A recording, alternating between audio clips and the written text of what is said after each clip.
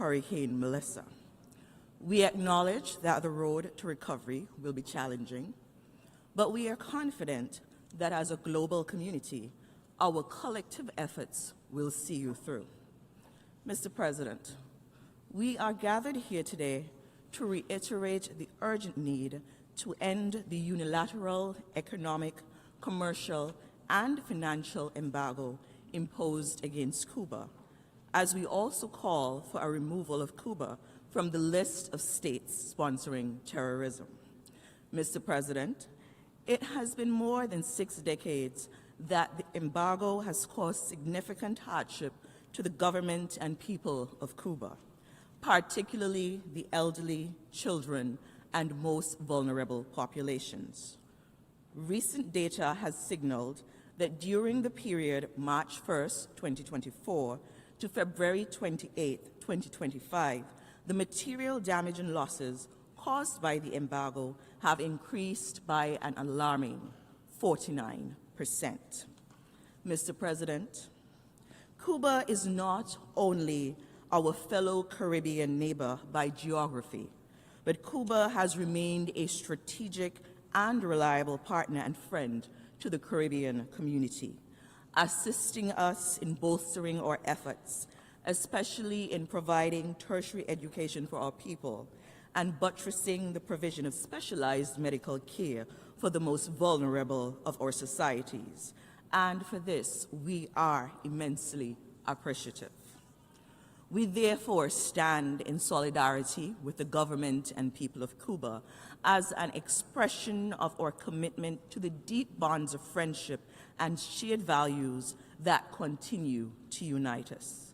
Mr. President, St. Kitts and Nevis thanks the Secretary General for his usual comprehensive report on this item and applauds the United Nations for its consistent efforts for more than 3 decades in bringing this annual resolution to the General Assembly. The resolution continues to provide an opportunity for the world to be reminded of the plight of the Cuban people.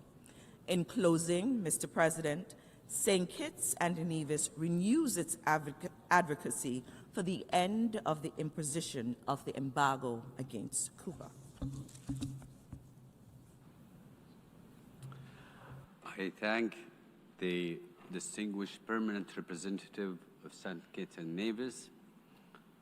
I now give the floor to the distinguished representative of Vietnam.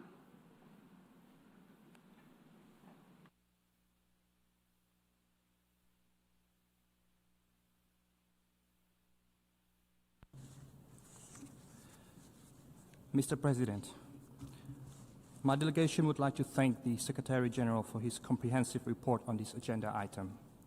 I also wish to extend our warm welcome to His Excellency Bruno Rodriguez Parilla, Minister for Foreign Affairs of Cuba. Vietnam aligns itself with the statements delivered by Uganda, Iraq, and Singapore on behalf of the Non-Aligned Movement, the Group of 77 in China, and the Association of Southeast Asian Nations, respectively. These statements reaffirm the shared conviction of the overwhelming majority of UN membership that the economic, commercial, and financial embargo imposed against Cuba must be lifted fully, unconditionally, and without delay. Mr. President, more than 6 decades on, this unilateral embargo continues to stand in contradiction to the purposes and principles of the UN Charter and international law, including sovereign equality, non-interference in internal affairs, and freedom of international trade and navigation.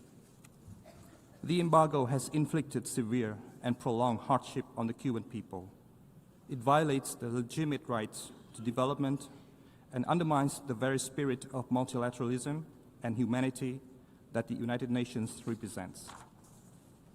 According to Cuba's most recent report to the United Nations, the embargo caused losses exceeding $7.5 billion between March 2024 and February 2025, a nearly 50% increase from the previous year. Behind these figures are the daily struggles of the ordinary people: limited access to medicines, food, and energy, the essential foundations for human dignity and progress.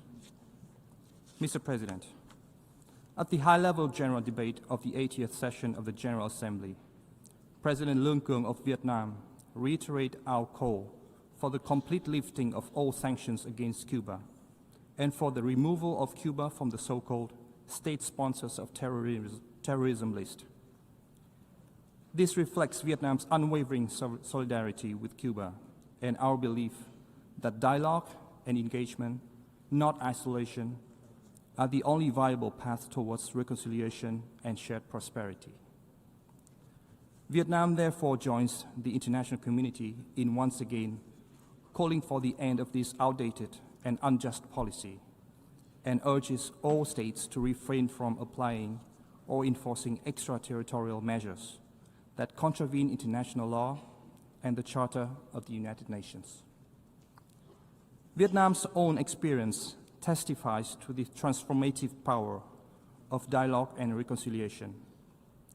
30 years after the lifting of US embargoes and the normalization of bilateral relations, Vietnam and the United States have become comprehensive strategic partners. The two countries now work closely across a wide range of areas, turning confrontation into cooperation and past enmity into partnership grounded in mutual respect and benefit.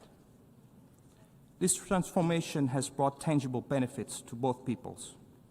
Educational and cultural exchanges have deepened mutual understanding, two-way trade and investment have grown exponentially, and cooperation in science and technology has opened new opportunities for shared growth. This experience stands as living proof that when nations choose dialogue over division and respect over resentment, they can together build a future of trust and shared progress.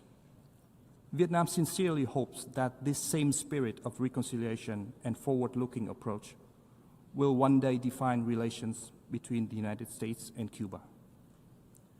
We nevertheless remain concerned that recent policy developments appear to move in the opposite direction, with tighter restrictions and stricter enforcement of the embargo.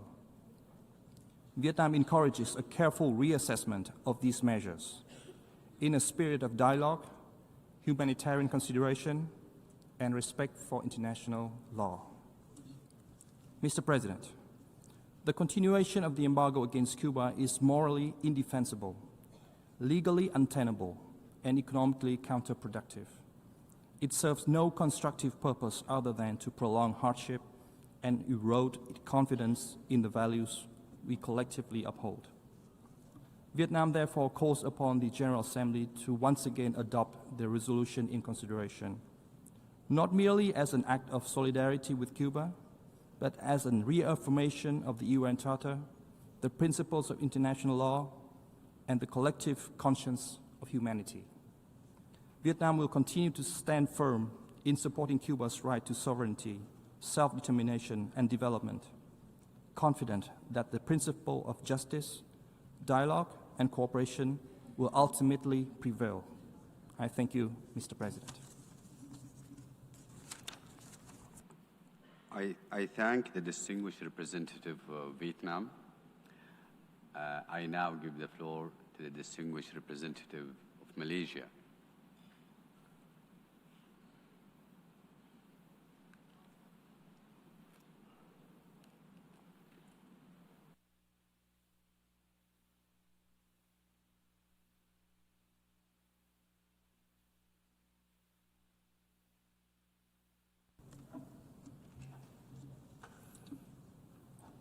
Mr. President, Malaysia aligns itself with the statement delivered on behalf of ASEAN, NAM, Group of 77, and China, and the OIC.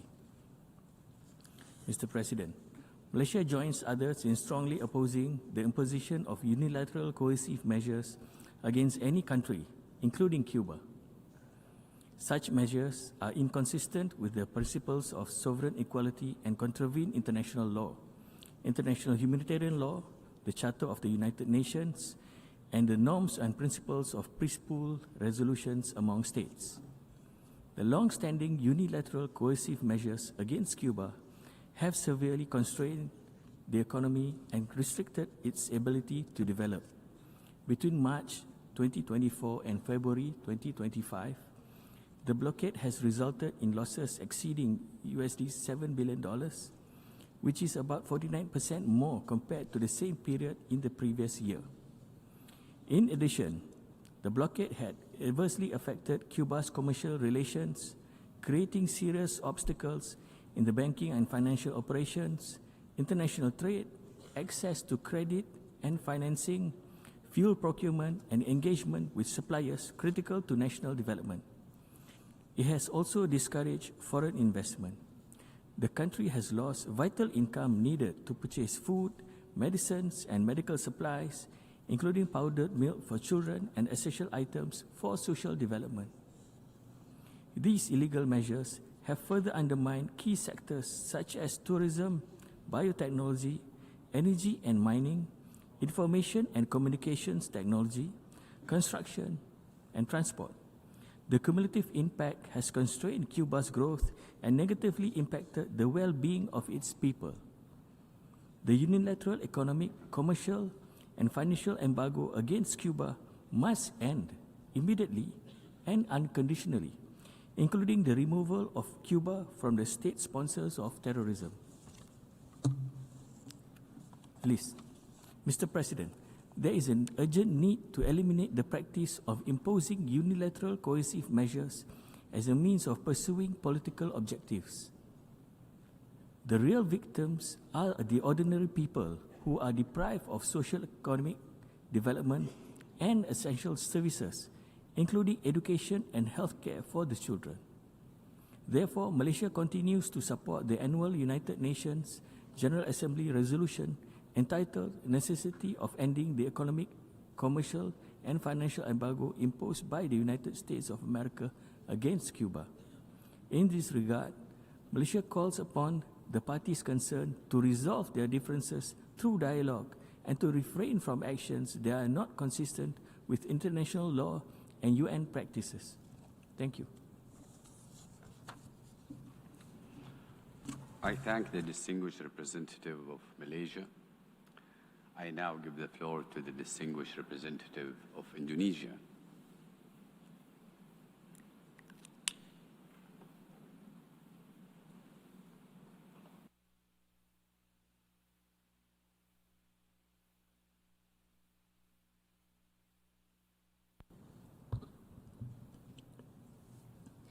Mr. President, Indonesia aligns itself with the statement delivered on behalf of ASEAN, the Non-Aligned Movement, the OIC, and the Group of 77 in China. Indonesia echoes the Secretary General's report, which highlights the severe and continuing impact of the embargo on the people of Cuba, from economic hardship and developmental stagnation to restriction on access to food, medicine, and other essential supplies. The economic, commercial, and financial embargo imposed against Cuba contradicts to the fundamental principles of international law and the Charter of the United Nations. Embargo has not only hindered Cuba's economic growth, but has also exacerbated its socio-economic challenges. Such conditions undermine the implementation of the 2030 Agenda for Sustainable Development and jeopardize our shared commitment to leaving no one behind.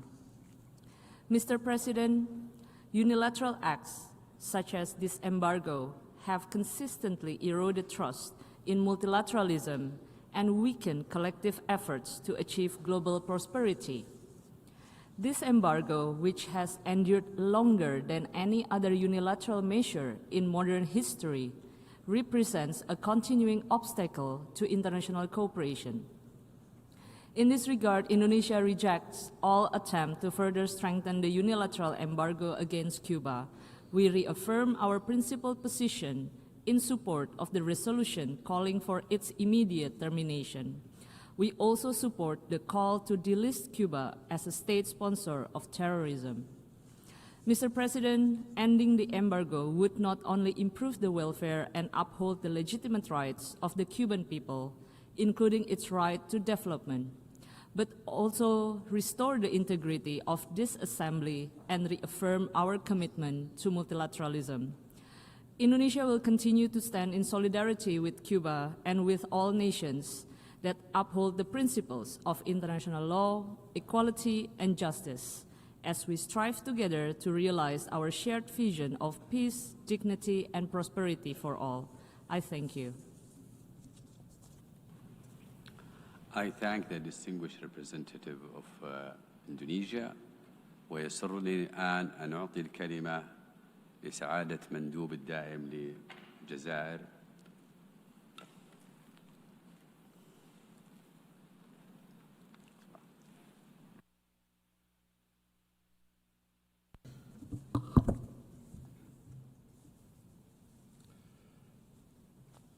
Mr. President, Algeria aligns itself with the statements delivered on behalf of the African Group, the OIC, NAM, and the G77. We wish to add the following remarks on our national capacity. At the outset, Algeria is honored to welcome His Excellency Mr. Bruno Rodriguez Parilla, Minister of Foreign Affairs of the Republic of Cuba.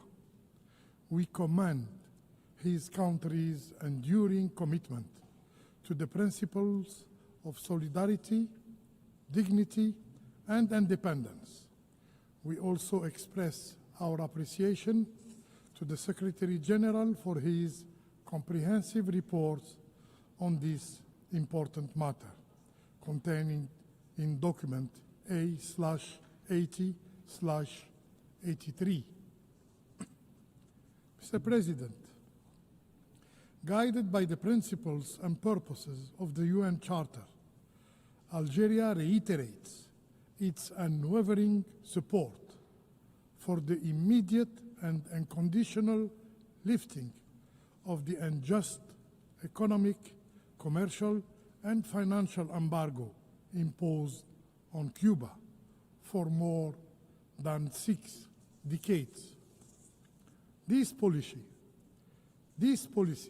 runs contrary to the fundamental principles of international law and of the Charter of the United Nations, including the sovereign equality of states, non-interference in internal affairs, and freedom of international trade and navigation.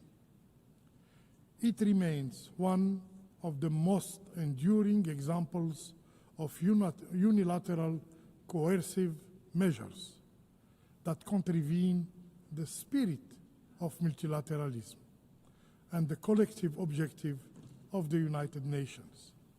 Algeria expresses its deep concern and disappointment at the persistence of this embargo, its humanitarian and socio-economic consequences have been extensively documented in the Secretary General's report.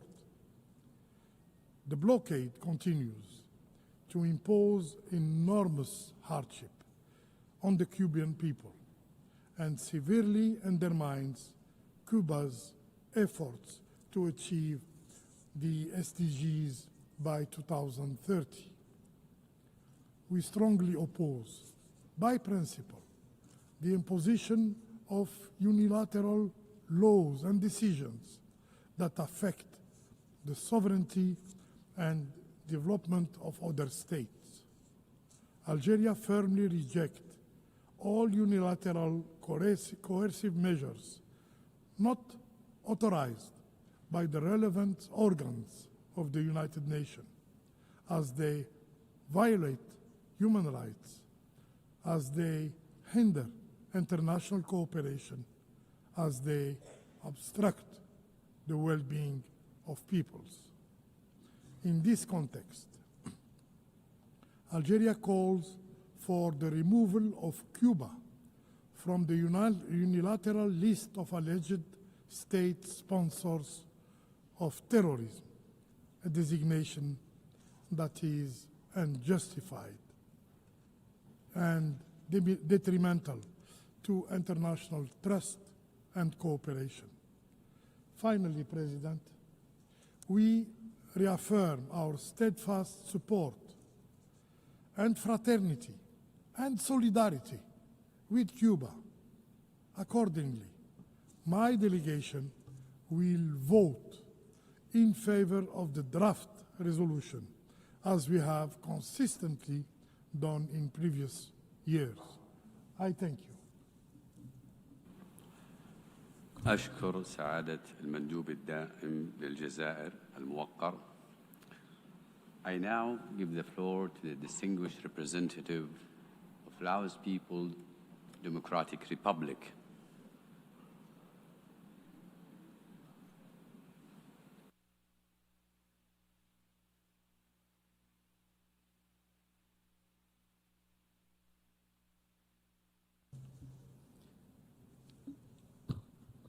Mr. President, my delegation aligns itself with the statements delivered by Uganda, Iraq, and Singapore on behalf of NAM, the G77, and China and ASEAN, respectively, and echoes the principal call to end the embargo against Cuba. We would like to warmly welcome the presence of His Excellency Foreign Minister Bruno Rodriguez Perilla of Cuba at this session, and also would like to thank the Secretary General for his report on this important agenda item. The Lao PDR reiterates its unwavering solidarity with the people and government of Cuba. The embargo, which has remained in place for more than 6 decades, is in direct contradiction to the purposes and principles of the United Nations Charter and well-established norms of international law. This prolonged and unilateral measure has not only inflicted severe socioeconomic consequences on the Cuban people, but also hindered their legitimate right to development, sovereignty, and national self-determination. At a time when the world is facing unprecedented challenges, from widening inequalities and intensified geopolitical tensions to global health crisis and climate-related disasters, it is morally indefensible and politically unjustifiable to maintain coercive measures that exacerbate human suffering and restrict inclusive development. The Lao PDR strongly believes that no country should be denied the opportunity to chart its own development path free from external pressure and interference. In this regard, we support the adoption of the successor resolution under this agenda item, namely Resolution A/80/L.6, and recognize it as a resounding expression of the view of the international community, a consistent call for justice, fairness, and respect for international law. It is through such multilateral actions that we pave the way towards a more peaceful, equitable, and just world for all nations, large and small. Mr. President, the Lao PDR is of the view that unilateral coercive measures not only contradict the UN Charter and international law, but also hinder sustainable development and impose unjust suffering on innocent people. We must therefore redouble our efforts to foster an enabling environment for peace and development cooperation among all nations. In this regard, the Lao PDR once again joins the international community in calling for the ending of the economic, commercial, and financial embargo against the Republic of Cuba, as well as for the removal of Cuba from the list of state sponsors of terrorism, and the elimination of all unilateral coercive measures imposed on sovereign countries. In conclusion, the Lao PDR called on all member states to renew our collective resolve to uphold the Charter of the United Nations, safeguard the sovereign rights of nations, and foster inclusive and sustainable development, especially for countries unjustly affected by coercive measures, and to ensure that the people of Cuba, like all peoples around the world, are given the freedom to thrive and determine their own destiny. I thank you, Mr. President. I thank the distinguished representative of Laos People's Democratic Republic. I now give the floor to the distinguished representative of Zimbabwe.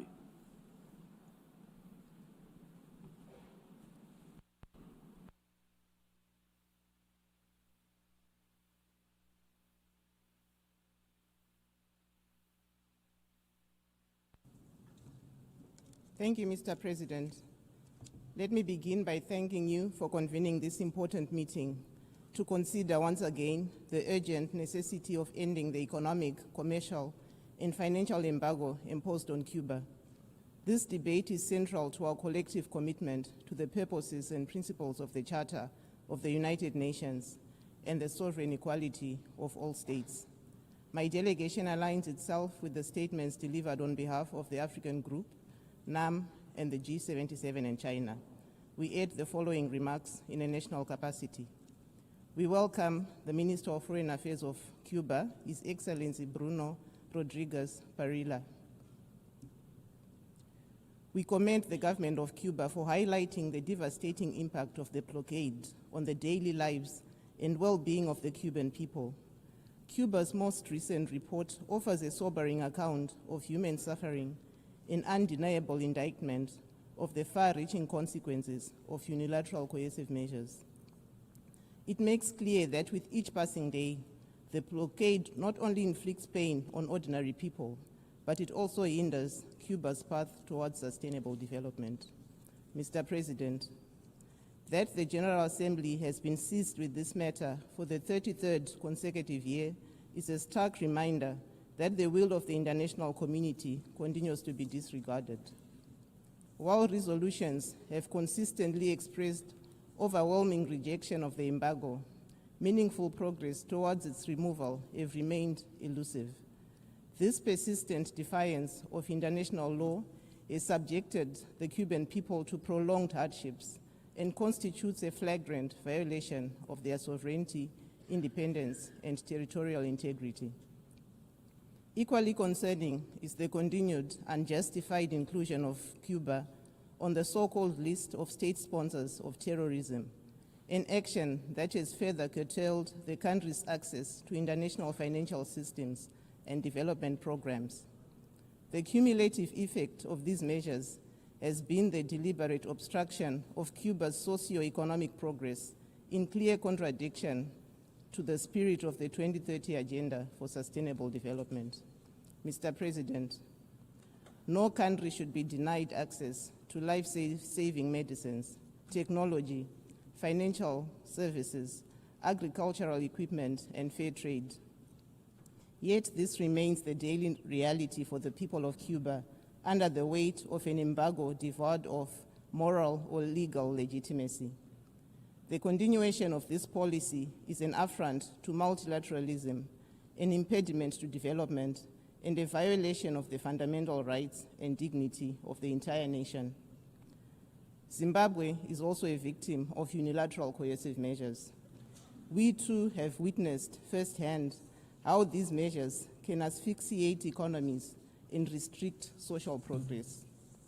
We stand in solidarity with the people of Cuba, both as a matter of principle and as a testament to the bonds of friendship that exist between our two countries and peoples.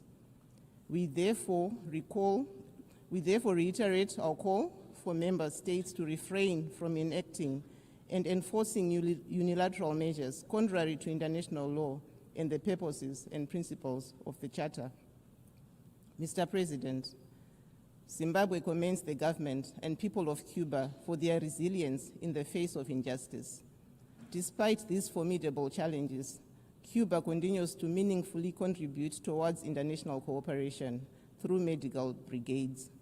These medical brigades have saved millions of lives across the world. In conclusion, the impact of the blockade on the population of Cuba is well documented. The overwhelming support for the resolution calling for its end is enduring. What is required now is decisive action. Our unified call for the United States to review its policy of sanctions and to lift the embargo should persist until the people of Cuba are free to earnestly pursue sustainable development. We also call for the immediate removal of Cuba from the so-called list of state sponsors of terrorism, a designation that is both unjust and detrimental to international cooperation. Zimbabwe will continue to stand in solidarity with the people of Cuba and advocate for the respect of multilateralism, mutual respect, and adherence to the Charter of the United Nations. I thank you. I thank the distinguished representative of Zimbabwe. I now give the floor to the distinguished permanent representative of Mexico.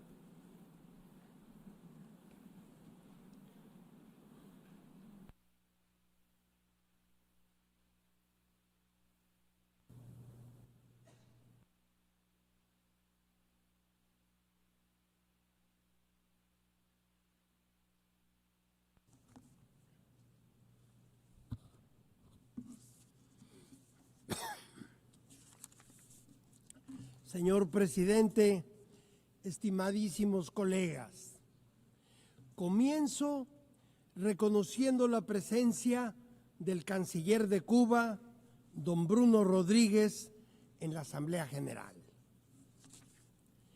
Año con año nos reunimos en este foro con la inequívoca expectativa de que se ponga fin al bloqueo económico, comercial y financiero impuesto contra Cuba desde hace más de 6 décadas. Observemos que los Estados miembros de la ONU han votado anualmente y de manera abrumadora en favor de levantar el bloqueo. Sin embargo, hay un continuo desacato a esta voluntad mayoritaria de la comunidad internacional y de las resoluciones de esta Asamblea General. Pareciera que aún no podemos escapar de los prejuicios y las intolerancias que caracterizaron la política de la Guerra Fría, que en la perspectiva histórica ha mostrado su indiscutible fracaso. En el marco de la reciente Semana de Alto Nivel, el secretario de Relaciones Exteriores de México refrendó nuestra posición histórica contra el bloqueo y el llamado a eliminar a Cuba de la lista de países que apoyan el terrorismo. Igualmente expresó que México abogará siempre por la solución pacífica de las controversias y por ello rechaza las sanciones y los bloqueos comerciales que solo dañan el bienestar de los pueblos y no construyen regiones ni de paz ni de prosperidad. México igualmente condena categóricamente la aplicación del título 3 de la Ley de la Libertad Cubana y Solidaridad Democrática, la llamada Helms-Burton Law, medida que afecta no solo la soberanía del pueblo cubano, sino también los intereses nacionales de terceros países. Hay que decirlo claramente, toda medida unilateral concebida como presión política para influir en decisiones internas de otro Estado contraviene los principios de la Carta de las Naciones Unidas, así como los principios constitucionales de la política exterior de México y atenta contra la paz y la estabilidad entre los pueblos. Y es precisamente la Carta de la ONU que en su capítulo 7 reserva exclusivamente al Consejo de Seguridad la facultad de imponer sanciones u otras medidas coercitivas para mantener la paz internacional.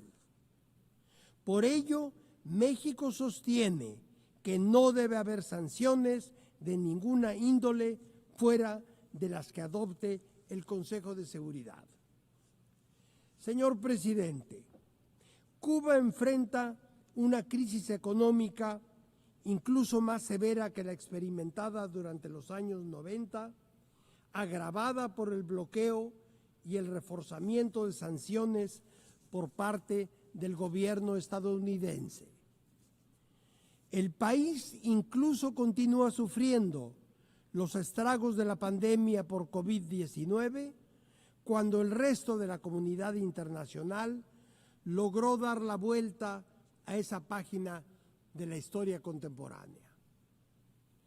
A esto también se suman los altos precios del petróleo internacional, resultado de conflictos ajenos a Cuba, y los desastres naturales que continuamente azotan a todo el Caribe. Obstaculizar el crecimiento y el bienestar económico mediante imposiciones unilaterales es contrario a la consecución de los objetivos de desarrollo sostenible y de la igualdad de oportunidades que México defiende en todos los foros internacionales. El pueblo cubano merece un futuro más alentador y que no esté sujeto a decisiones que se tomaron en un contexto histórico, político y económico muy distante del que hoy vivimos. Las nuevas generaciones de cubanos y cubanas merecen ya vivir fuera del contexto de confrontación en el que Cuba fue colocada por las circunstancias de la Guerra Fría. Por otra parte, las relaciones entre vecinos del continente americano, basadas en el respeto y el entendimiento mutuos, son indispensables para el crecimiento y el desarrollo de los países del hemisferio. Muchas gracias. I thank the distinguished permanent representative of Mexico. سرني الآن أن أعطي الكلمة لنائبة المندوب الدائم لجمهورية مصر العربية.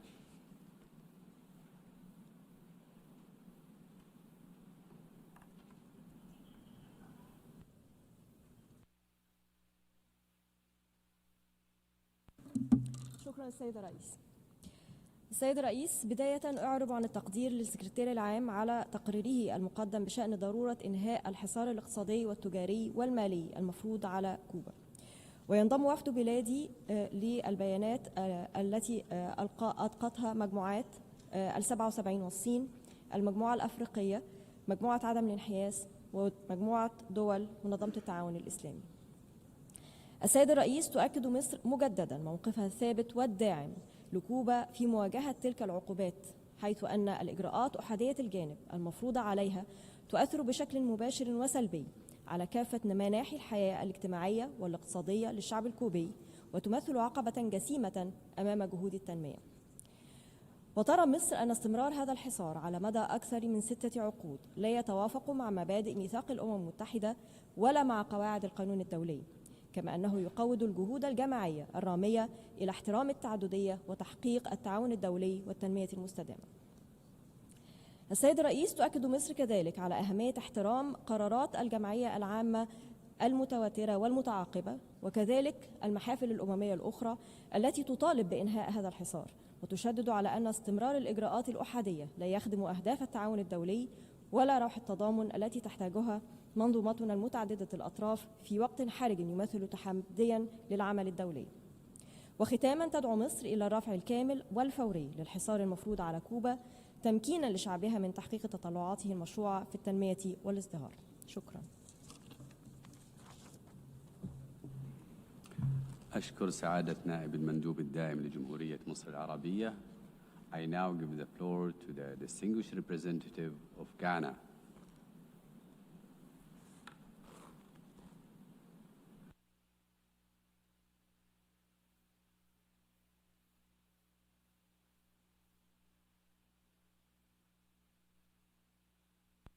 Mr. President, Ghana aligns herself with statements delivered by the G77 and China, the African Group, and the non-aligned movement.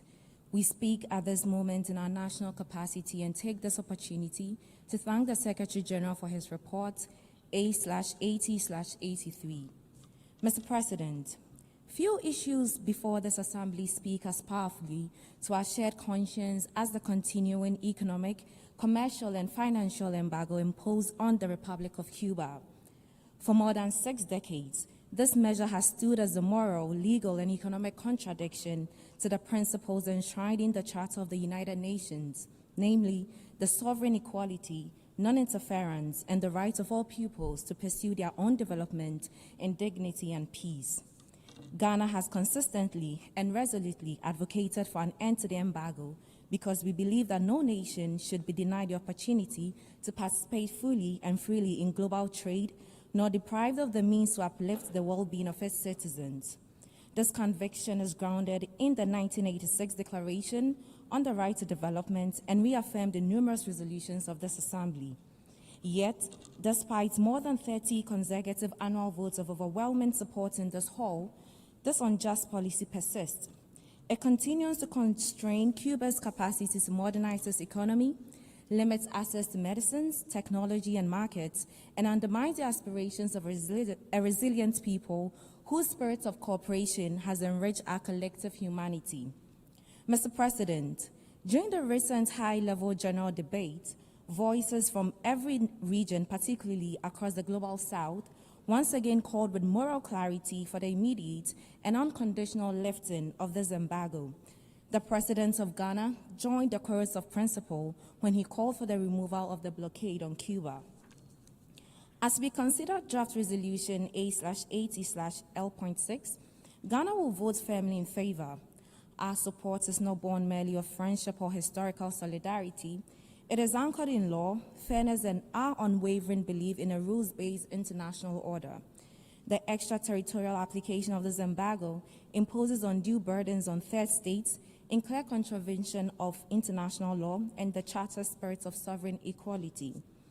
The embargo is not only an issue for Cuba, it is a symbol of the unfinished work of our multilateral system. It impedes progress towards the 2030 Agenda for Sustainable Development and frustrates a collective pursuit of prosperity for the Global South. Cuba's contributions to international cooperation and solidarity, from medical cooperation and education to scientific innovation, demonstrates what is possible when nations choose partnership over punishment. Ghana, like many others, has benefited from that spirit, even amid Cuba's own adversity. In conclusion, Mr. President, Ghana reaffirms her unwavering support for the government and people of Cuba. We call for an end once and for all to this embargo. Let the conscience of this Assembly prevail over the politics of division. Let us restore justice, uphold the Charter, and give meaning to the principle that no nation should prosper at the expense of another's suffering. I thank you. I thank the distinguished representative of Ghana. I now give the floor to the distinguished representative of Solomon Islands.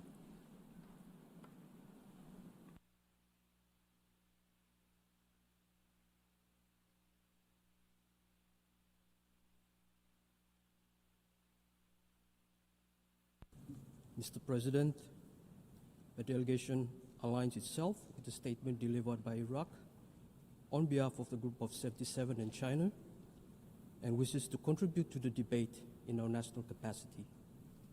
Solomon Islands reaffirms its solidarity with the people of Cuba.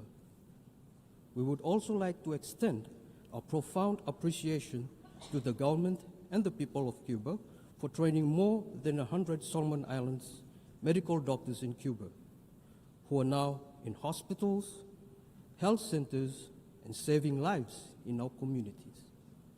Despite the economic embargo and sanctions, Cuba has been a beacon of health diplomacy. Mr. President, we note with deep concern that the SD's report A/80/83 once again sends a clear message that the embargo remains a stumbling block for Cuba to fully implement the 2030 Agenda and the achievement of the SDGs. We have 5 years left to fulfill the 2030 agenda, and leaving no one and no country behind should be a priority for all of us to achieve a better future for generations to come. We must strengthen multilateral cooperation in accordance with the United Nations Charter. The prolonged unilateral embargo on Cuba for over 6 decades denies Cuba's right to trade, access to essential goods and services, and violates Cuba's absolute right to development and sovereignty. Mr. President, Solomon Islands does not support unilateral actions or measures that affect the economic and social well-being of another UN member state.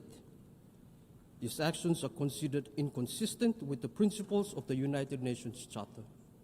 In this regard, we join the international community in calling for an end to the economic, commercial, and financial embargo on Cuba. Finally, Solomon Islands calls for the restoration of friendly relations between the United States and Cuba in the name of peace and within the spirit and purposes of the United Nations Charter. I thank you. I thank the distinguished representative of Solomon Islands. I now give the floor to the distinguished permanent representative of Nicaragua.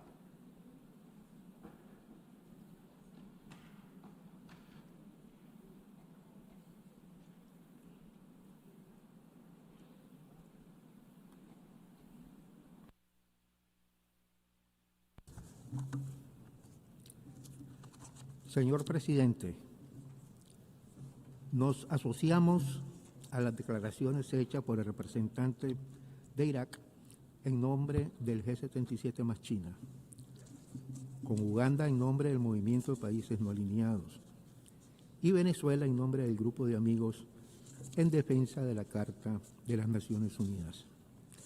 Saludamos y agradecemos la presencia del hermano compañero Bruno Rodríguez, canciller de Cuba, y su distinguida delegación, a quienes expresamos nuestro saludo fraterno y reconocimiento por su valentía, espíritu incansable de lucha y de victorias. Valoramos profundamente la información que él va a compartir, ya que pone y pondrá en evidencia los graves daños y desafíos que continúa enfrentando el querido y heroico pueblo de Cuba. Señor presidente, la práctica impositiva del poder imperial, cargado de prepotencia, erosiona la confianza de los pueblos en el sistema multilateral y desvirtúa el papel de las Naciones Unidas. Es el momento de romper con la lógica unipolar y de levantar con firmeza, dignidad y principios la voz soberana de los pueblos que forjamos este nuevo mundo multipolar. Los pueblos van consolidando su camino hacia el ya evidente orden multipolar, tejiendo alianzas más justas y solidarias, cimentadas en el respeto pleno a la soberanía de los estados y desafiando con decisión los rezagos del imperialismo, colonialismo y neocolonialismo, que aún pretenden imponerse ante la voluntad de los pueblos libres. Continuar la imposición, promover y aplicar las ilegales medidas coercitivas unilaterales, económicas, políticas o de cualquier índole, constituyen violaciones flagrantes del derecho internacional, el derecho humanitario y de la Carta de Naciones Unidas. Es inaceptable y vergonzoso que algunos estados persistan en estas inhumanas y ilegales medidas arbitrarias y selectivas. Agresiones que son armas de chantaje y castigo contra pueblos dignos e independientes. Denunciamos estas prácticas incompatibles con las Cartas de las Naciones Unidas, violatorias de la soberanía, la autodeterminación y el derecho al desarrollo de los pueblos. Señor presidente, año con año en esta Asamblea escuchamos al unísono que se ponga fin de una vez por todas una de las injusticias más prolongadas crueles y anacrónicas de nuestro tiempo. El criminal bloqueo económico, comercial y financiero impuesto por Estados Unidos a Cuba por más de 6 décadas ha sido el principal instrumento de una política de agresión extrema diseñada para someter al pueblo cubano, causando dolor y sufrimiento en la vida de sus ciudadanos, asfixiando su economía, instigando provocar un cambio de gobierno en un pueblo soberano que no se doblega nunca ante los designios del imperio. Este bloqueo es un acto deliberado de guerra económica, un castigo colectivo que viola masivamente los derechos humanos de una nación entera. Es un desprecio descarado y absoluto por la vida, la salud, la alimentación, la educación, al derecho al desarrollo y a la autodeterminación de ese pueblo tan generoso y solidario como son nuestras hermanas y hermanos cubanos. Cada día que pasa, las consecuencias devastadoras del bloqueo agravan la situación de millones de cubanos en todos los ámbitos, limitando la capacidad de Cuba para acceder a medicamentos, tecnologías, alimentos y recursos financieros, afectando su potencial productivo, impactando en sus programas de desarrollo sostenible y en la implementación de la Agenda 2030.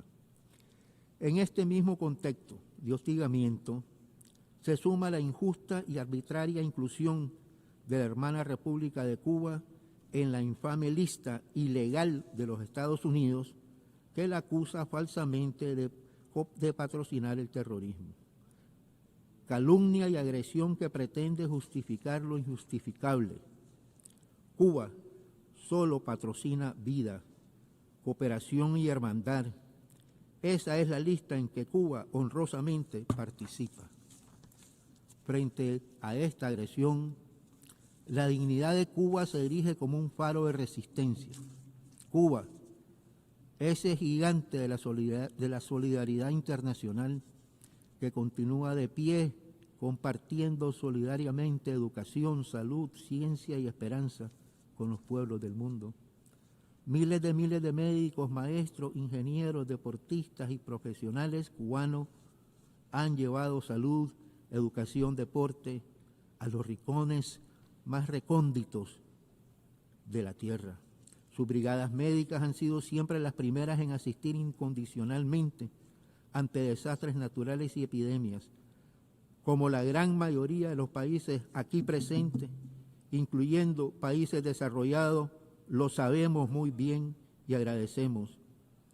Escribiendo así Cuba, las páginas más luminosas del internacionalismo revolucionario y de la esencia socialista, humanitaria de su gloriosa revolución.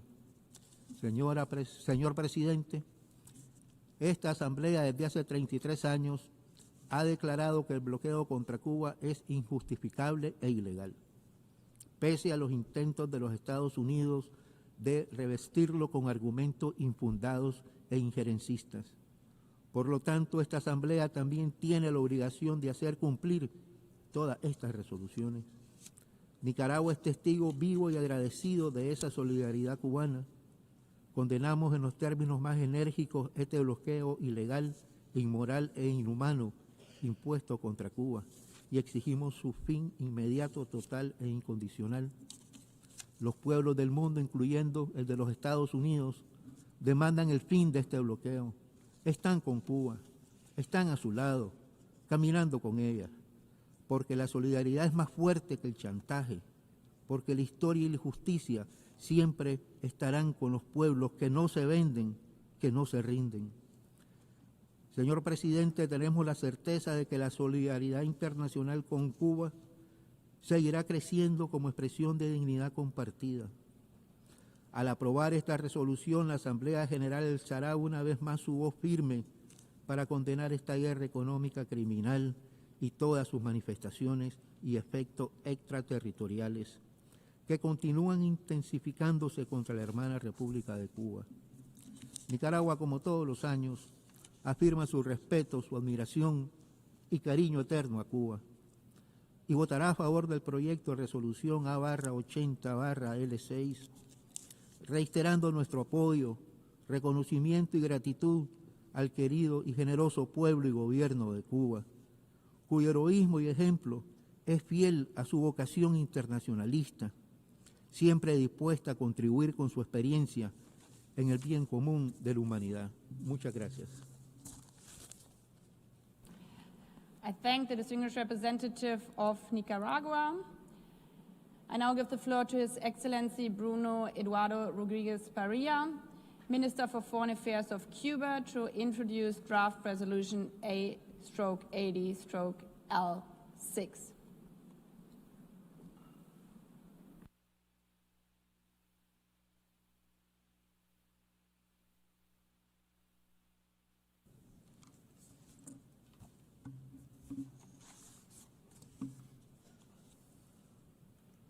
Señora Presidenta, expreso profundas condolencias y solidaridad a los gobiernos y pueblos de Jamaica, Haití, República Dominicana, que han sufrido pérdidas de vidas debido al huracán Melissa. También a Panamá, que ha sufrido algunas pérdidas por intensas lluvias, y también nuestros mejores deseos a Bahamas y Bermuda. Hablo en nombre de un pueblo que ahora mismo enfrenta con escasos recursos, prácticamente solo con voluntad, unidad y solidaridad, un huracán monstruoso. Como ha dicho anoche el líder de la Revolución Cubana, Raúl Castro Ruz, y cito, ante este nuevo desafío también saldremos victoriosos. Hemos escuchado el discurso infame, amenazador, arrogante, mentiroso y cínico del nuevo representante permanente de los Estados Unidos, que no se encuentra en la sala. Así lo esperábamos, sabiendo de dónde viene el personaje y de sus turbios vínculos con el secretario de Estado, las mafias de contratistas militares y la claque política de Miami. Ayer, desde este podio, dijo que se iba a referir a hechos, pero hizo justamente lo contrario. Solo recordaré lo que él parece ignorar a pesar de sus responsabilidades, o peor, lo que quizá desvirtúa con espíritu mendaz. Las leyes y normas de agresión económica de su país contra Cuba no son ambiguas en cuanto a acciones y ambiciones. Declaran abiertamente en ley la meta de restringir las relaciones comerciales, de inversión y crediticias de Cuba con todos los países. Establecen también en cuerpos de ley la obligación de los diplomáticos estadounidenses de cumplir con ese mandato en sus contactos con funcionarios de los gobiernos que ustedes representan. Recomendaría leer a mis colegas de Estados Unidos el título 1 y el título 3 de la ley Helms-Burton y el contenido de la ley Torricelli. Las acciones hablan por sí solas y me referiré a ellas con claridad. Esta Asamblea podrá determinar por sí misma, como ha hecho durante 33 años, si se está o no ante un bloqueo económico. En las últimas semanas ha sido brutal e inédito el despliegue de presiones, intimidación y toxicidad del Departamento de Estado a escala planetaria para forzar a los estados soberanos a cambiar su voto sobre la resolución que adoptaremos hoy. Han empleado todas sus armas y artimañas, en especial la coerción. Pero la verdad, el derecho, la razón y la justicia son siempre más poderosos y contundentes. No puede ocultarse que en virtud de la política criminal del gobierno de Estados Unidos contra Cuba, se priva con saña a mi país, en cualquier rincón del mundo, del uso de los sistemas bancarios para realizar cobros y pagos. Se le priva de acceso a fuentes de financiamiento corriente, de capital de inversión, de remesas, de tecnología para la industria, la producción de alimentos, la infraestructura, el desarrollo científico y los servicios, incluyendo los más sensibles como la salud. El propósito estratégico del bloqueo es provocar un estallido social que derive en el derrocamiento del ordenamiento constitucional que los cubanos hemos decidido darnos libremente en varios referendos. El secretario de Estado es la reencarnación maligna, corrupta y fraudulenta del señor Mallory, y el representante permanente ha venido a convertirse en su vocero. Como se sabe, el impacto de este tipo de agresión no es solo económico, se aplica por diseño, con fría premeditación respecto a su impacto social y humanitario sobre millones de personas.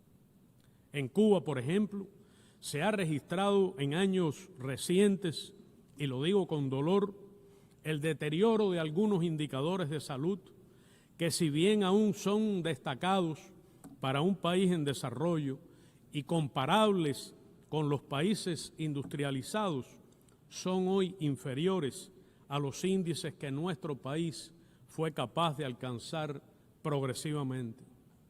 Un ejemplo es la mortalidad infantil, que después de años consecutivos con índices por debajo de 5 por cada 1.000 nacidos vivos, se sitúa en 8,5 en el primer semestre de este año.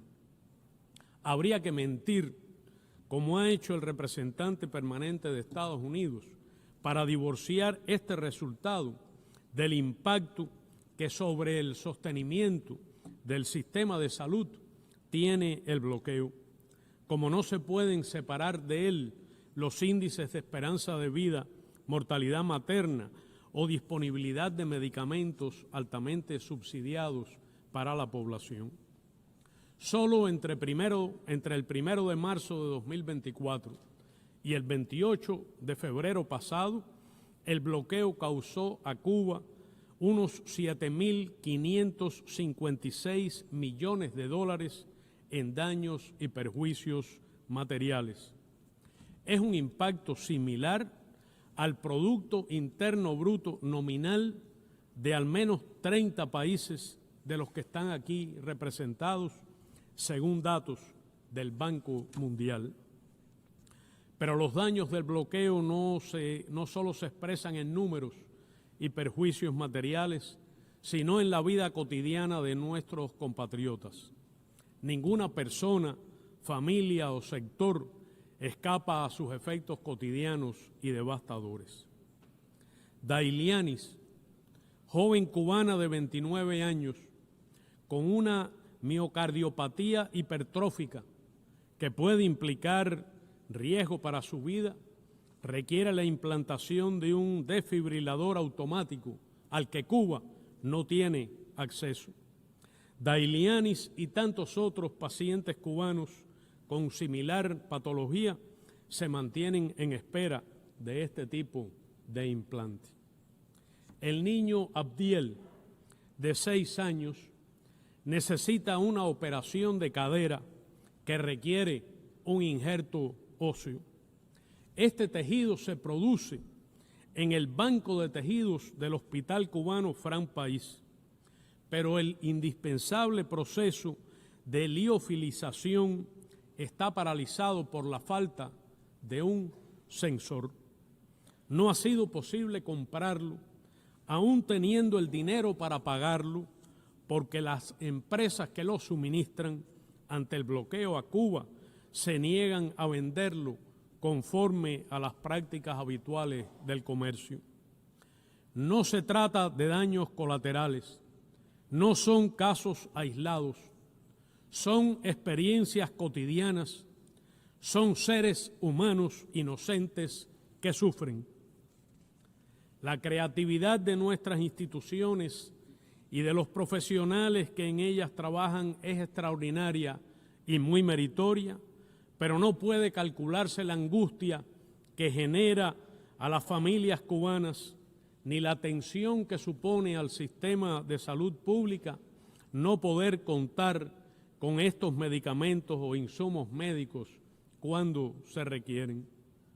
Parte esencial del recrudecimiento del bloqueo ha sido, desde 2019, el aumento de la persecución a las operaciones de suministro de combustible, incluyendo a empresas navieras, aseguradoras, bancos y gobiernos, lo que ha provocado a Cuba la reducción de proveedores y el incremento exorbitante de los precios. Los apagones o cortes eléctricos son hoy uno de los impactos más visibles y dolorosos del bloqueo en Cuba, con efecto cotidiano sobre las familias, a veces desesperante.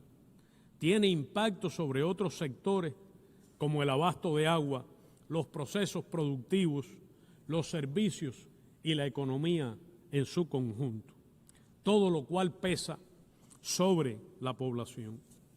Hace pocos meses, una corporación de un país y el gobierno amistoso de este declararon imposible suministrar una pieza de repuesto y mera asistencia técnica para reparar una termoeléctrica cubana ante la amenaza de sanciones estadounidenses. Otro sector vital de la economía particularmente perjudicado es el del turismo. Hoy se intimida a ciudadanos de más de 40 países a los que se amenaza con represalias por parte del gobierno estadounidense y la prohibición de acceso al sistema electrónico de autorización de viajes o visa ESTA si en virtud del ejercicio elemental de sus derechos deciden visitar a Cuba. El gobierno de Estados Unidos no solo priva a sus propios ciudadanos del derecho de viajar a Cuba, sino que se propone y consigue privar por vía de la coerción a ciudadanos de otros países que no están bajo su jurisdicción, especialmente ciudadanos europeos. Una de las medidas que mayor impacto tiene es la injustificable presencia de Cuba en la lista unilateral y arbitraria que publica el gobierno estadounidense de estados que supuestamente patrocinan el terrorismo. Cuba es un país víctima del terrorismo. Así lo hemos demostrado antes en esta Asamblea. Durante años y aún hoy se organizan y financian contra el país actos terroristas desde territorio de los Estados Unidos. Viven aquí tranquilamente y con absoluta impunidad reconocidos perpetradores de actos horrendos de agresión contra el pueblo cubano, con un saldo de miles de muertes, de mutilados y cuantioso daño material. Entregamos en 2023 al gobierno estadounidense los nombres y datos de 62 terroristas y de 20 organizaciones terroristas que actúan contra Cuba desde este país y no han hecho nada hasta hoy. La guerra económica incluye un programa integral de desestabilización. Voy a denunciar estas acciones por primera vez. Incluye un programa integral de desestabilización organizado, financiado y ejecutado directamente por el gobierno de Estados Unidos con el empleo de operadores de origen cubano radicados en este y otros países.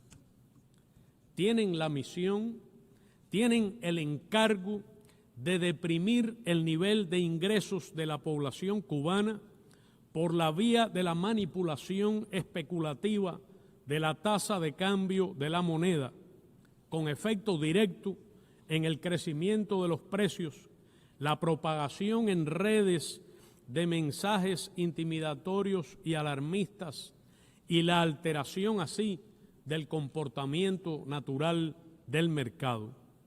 El efecto es un daño severo al ingreso de cada cubano y obstáculos adicionales a los programas de estabilización macroeconómica.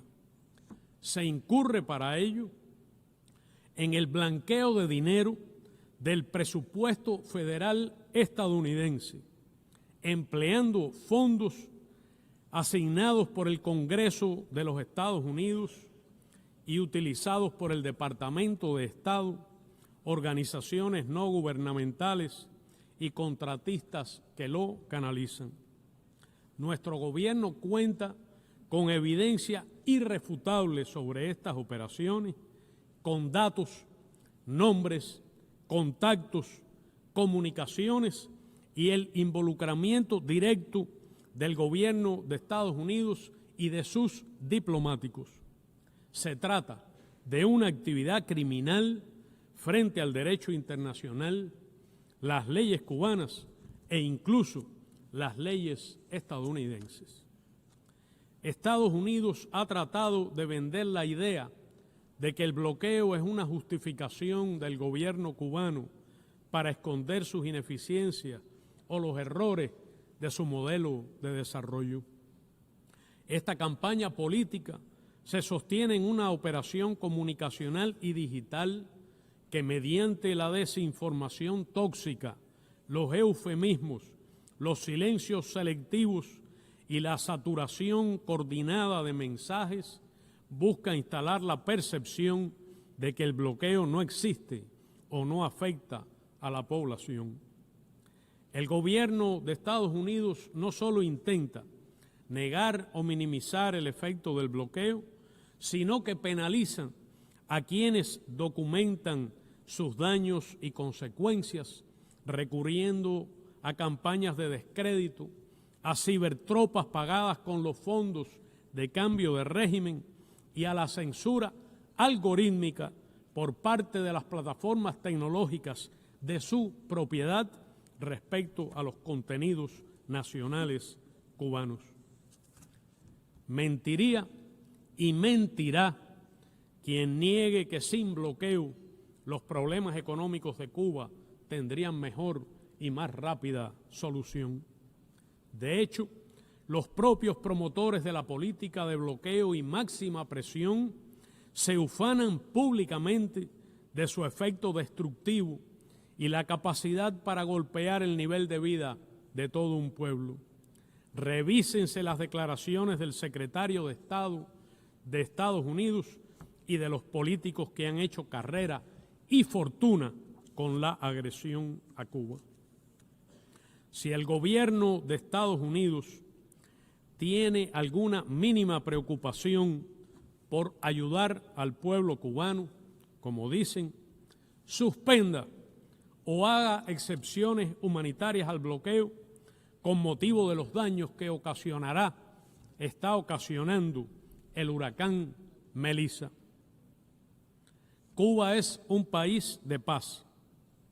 Nadie en su sano juicio y con un mínimo de honestidad puede alegar que Cuba representa o se proponga representar una amenaza a la seguridad nacional de los Estados Unidos, una gran potencia, ni al bienestar del pueblo estadounidense. ¿Qué país tiene fuerzas militares desplegadas de forma agresiva, extraordinaria e injustificada en el Mar Caribe mientras aquí deliberamos? ¿Cuál es el que amenaza la paz, la seguridad y la estabilidad de la región, y en especial la paz y el derecho a la libre determinación del hermano pueblo venezolano? ¿Cuál es el que ha adoptado la práctica criminal de cometer asesinatos en alta mar o dentro de las aguas jurisdiccionales de otros países a manos de sus fuerzas armadas, como ocurre hoy en el Caribe o en el Pacífico? ¿Cuál tiene a nuestra región llena de bases militares? ¿Quién articula abiertamente planes agresivos de subversión y cambio de régimen contra gobiernos progresistas? ¿Qué gobierno es el cómplice directo, suministrador de armas y financiamiento para el genocidio en Gaza? Si el gobierno estadounidense deseara contribuir a la paz en nuestra América, retire la amenaza militar y acepte un diálogo civilizado, sin precondiciones ni imposiciones, con Venezuela, con Colombia, con Nicaragua, con Cuba y con todos con los que tenga diferencias, y colectivamente con la comunidad de estados latinoamericanos y caribeños. El bloqueo es una política de castigo colectivo, califica como un acto de genocidio, viola de manera flagrante, masiva y sistemática los derechos humanos de los cubanos, no distingue entre sectores sociales o actores económicos. Agradezco profundamente a quienes en este debate y en el segmento de alto nivel de este periodo de sesiones alzaron su voz para pedir el fin del bloqueo y la salida de nuestro país de la espuria lista de estados llamados patrocinadores del terrorismo. Agradezco también a las agrupaciones regionales y de concertación que a lo largo del año han realizado sólidas declaraciones al respecto, a las numerosas organizaciones y movimientos de solidaridad con Cuba alrededor del mundo, a los estadounidenses que abogan por una relación basada en el respeto y la igualdad soberana entre ambos países.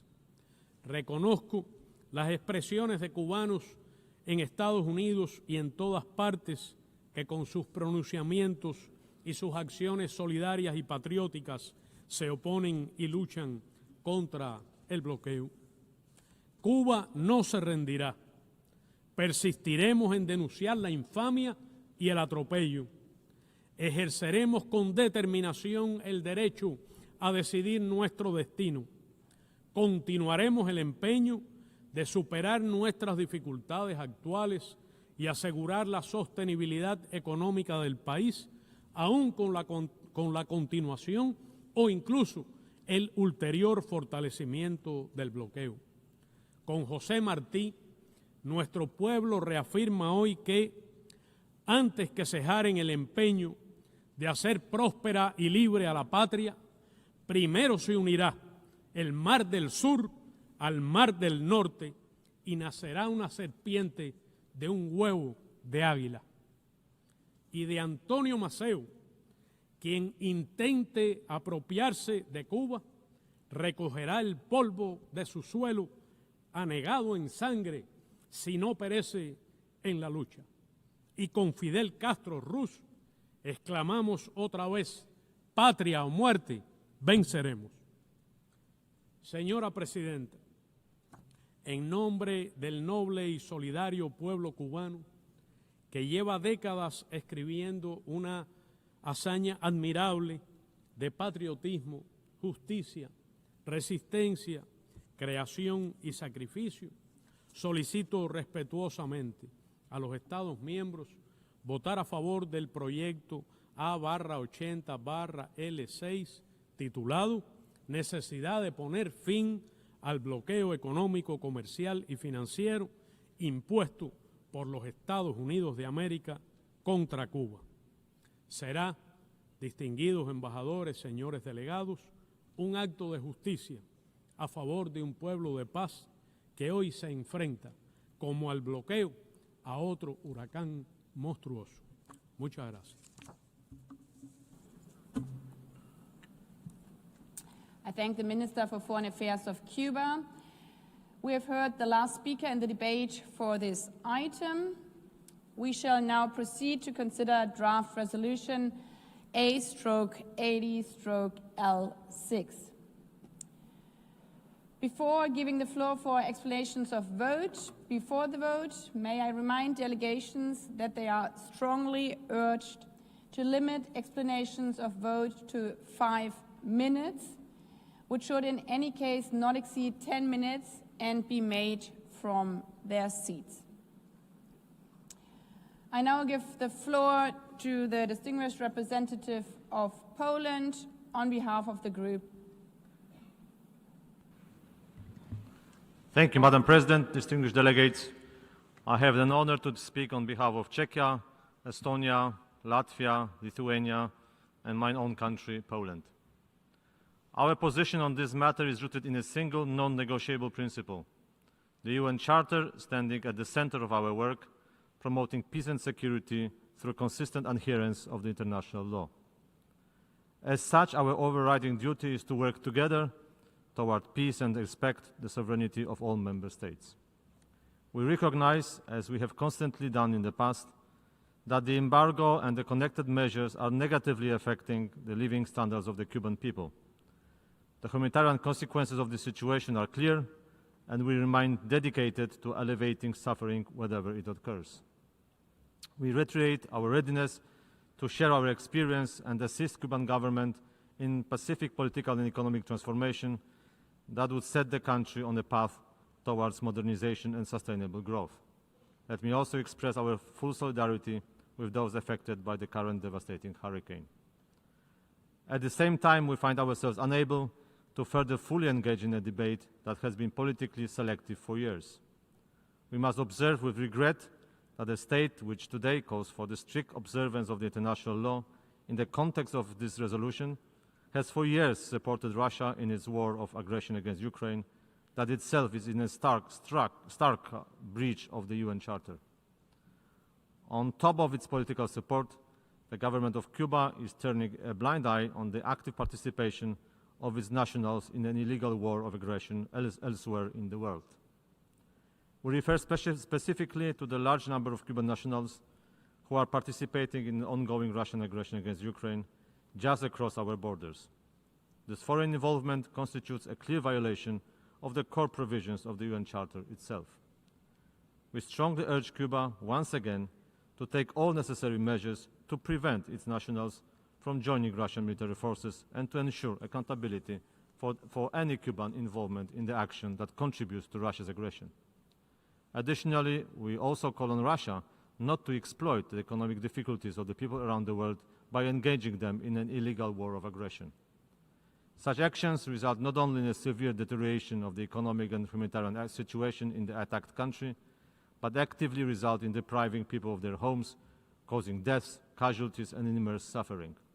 This is an unacceptable discrepancy. As a result, our vote to abstain today should be understood as a rejection of the selective application of the UN Charter.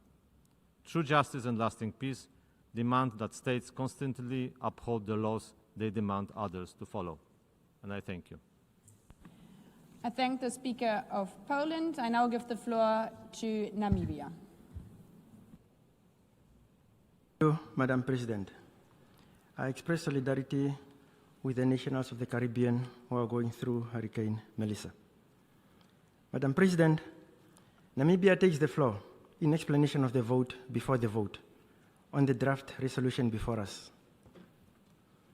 The year 2025 marks 66 years since the friendly government and people of the Republic of Cuba have been under the inhuman and unilateral economic, financial, and commercial blockade by the United States. This blockade is contrary to international law and the Charter of the United Nations, which was created to, amongst others, develop friendly relations amongst nations based on the respect for the principle of equal rights and self-determination of peoples, and to take other appropriate measures to strengthen universal peace. Peace is exactly what the government and the brave people of Cuba brought to Namibia. when they fought side by side with the people of Namibia for our independence. During our struggle, Namibian refugees were also welcomed in Cuba, many of whom returned to build our country and helped to chart the way for our development. However, to date, the right to development of the people of Cuba continues to be curtailed through the imposed unilateral coercive measures by the world's most largest economy. The importation of food, equipment, and other essential material in Cuba is severely curtailed, affecting the ability of Cuba to effectively engage in global trade. Notwithstanding all the challenges the Cuban people have had to face and endure over all these years, they are a resilient people.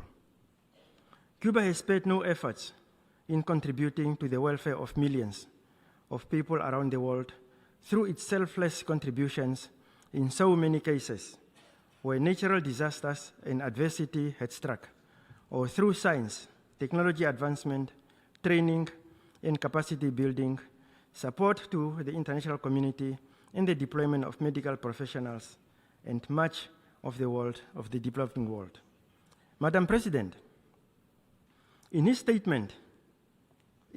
of the Nation Union address to Congress on 20th January 2015, the former President of the United States of America, Barack Obama, called on lawmakers to lift the embargo against Cuba, stating in his own words, and I quote, "In Cuba, we are ending a policy that was long past its expiration date.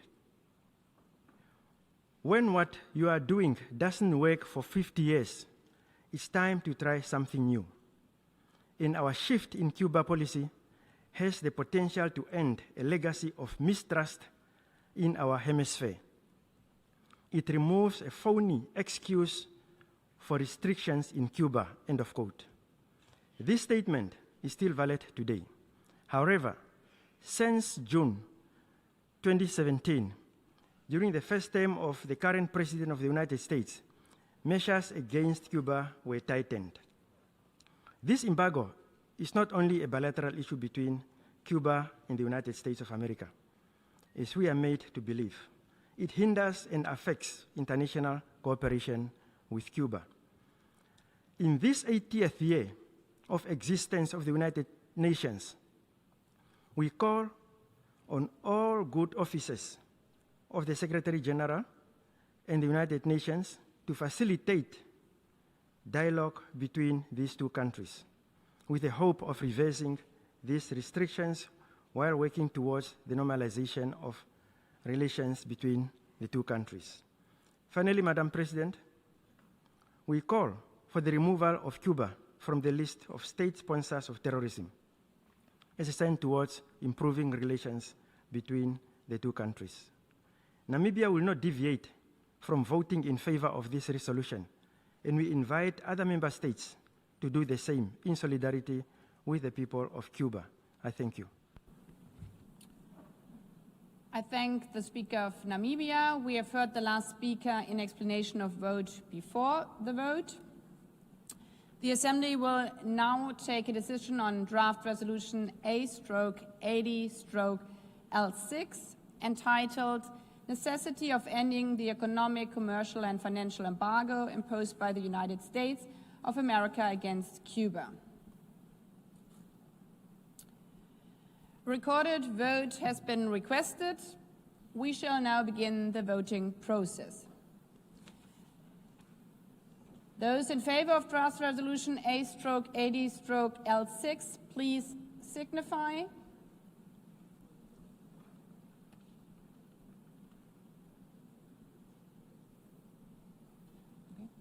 Those against?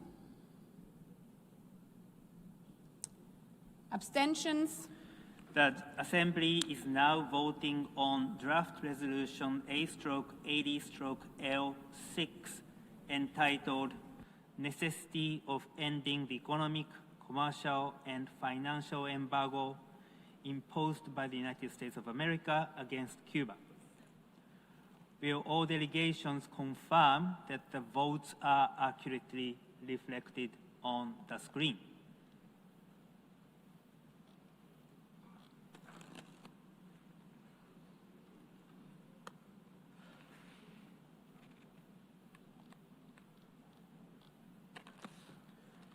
The voting has been completed. Please lock the machine.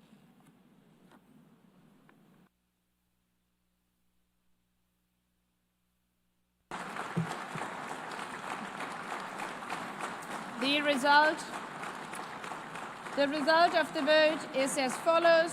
In favor, 165, against 7, abstentions 12. Draft resolution A/80/L6 is adopted. Before giving the floor for explanation of vote after the vote, may I remind delegations again that they are strongly urged to limit explanations of vote to 5 minutes, which should in any case not exceed 10 minutes and be made from their seats. As a first speaker, I give the floor to Denmark on behalf of a group of member states.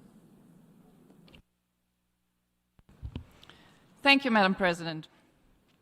I have the honor to speak on behalf of the following European Union member states: Austria, Belgium, Croatia, Cyprus, Denmark, Finland, France, Germany, Greece, Ireland, Italy, Luxembourg, Malta, Netherlands, Portugal, Slovakia, Slovenia, Spain, and Sweden.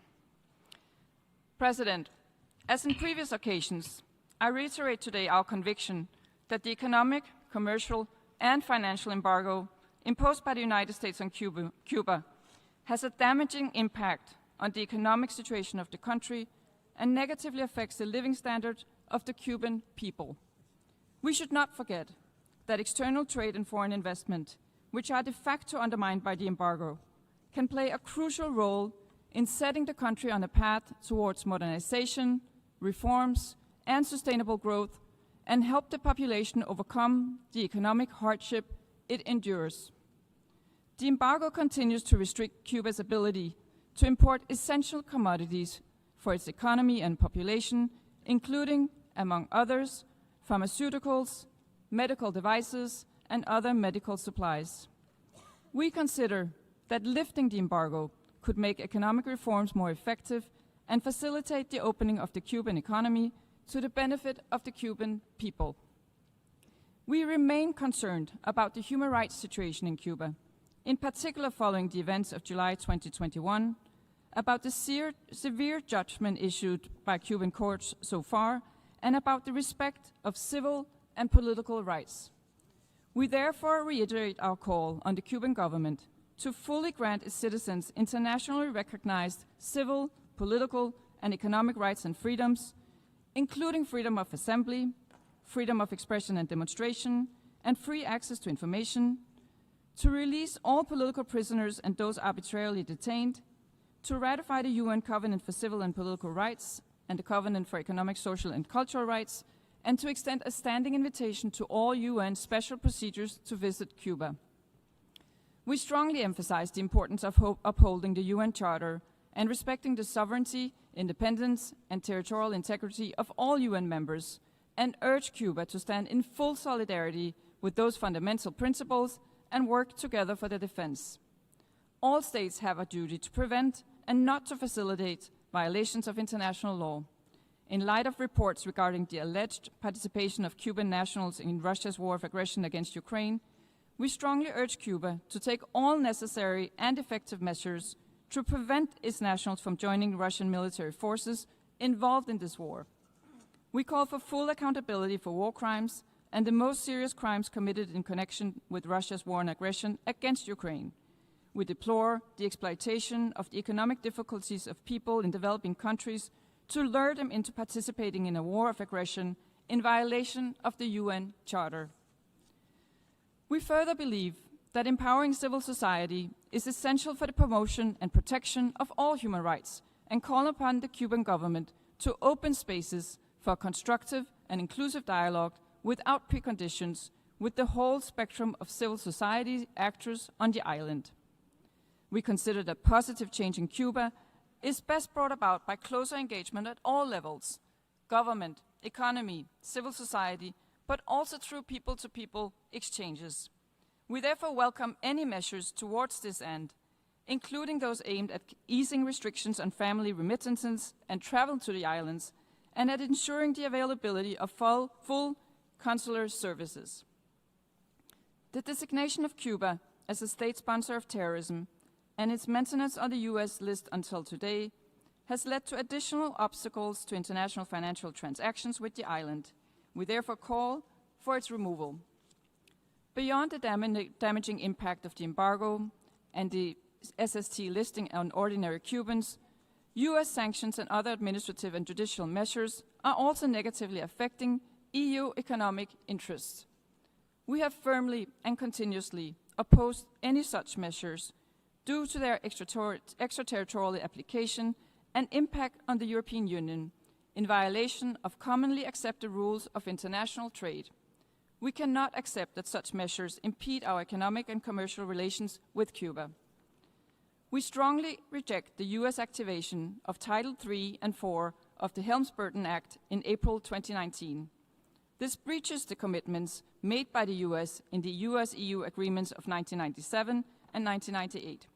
We intend to draw on all appropriate measures to address the effects of the Helms-Burton Act, including in relation to our WTO rights and through the use of the EU's blocking statute and other possible relevant measures to protect EU citizens, businesses, and NGOs operating in Cuba or with Cuba against the extraterritorial application of those US sanctions.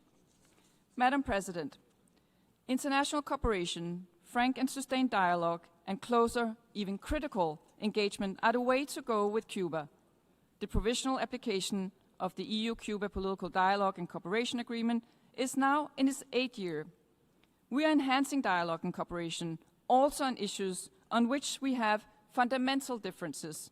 To this end, the PDCA includes, amongst others, a human rights dialogue, which is a key pillar of our relationship.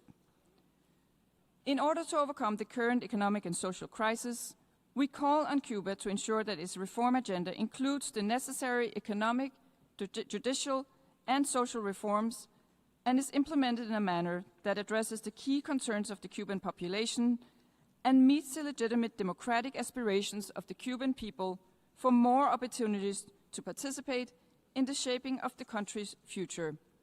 With the EU-Cuba Political Dialogue and Cooperation Agreement, the EU offers Cuba a consistent and reliable instrument to support a progressive reform of its political and economic model, to pursue sustainable development, and to find common solutions to global challenges, while continuing to advocate for democracy and respect for human rights in the interest of all Cuban citizens. It is our view that the US embargo and connected measures do not contribute to promoting these aims.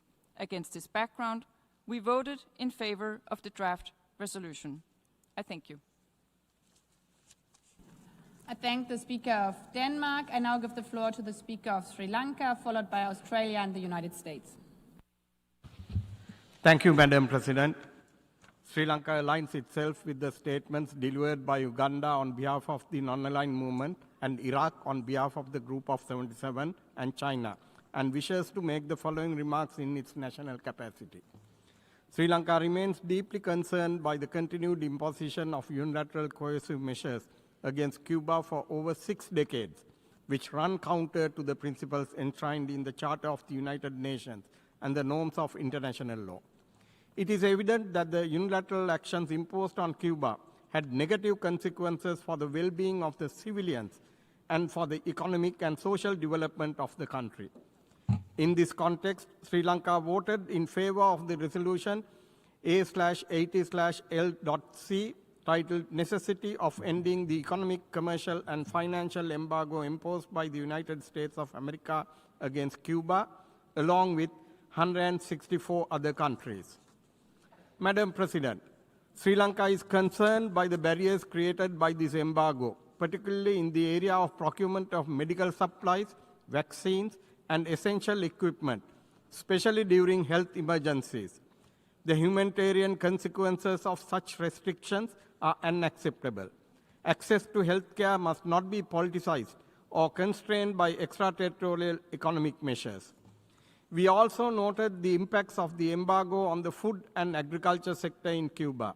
The economic sanctions on Cuba prevent its acquisition of fertilizers, machinery, fuel, and advanced technology, resulting in a significant decrease in food production.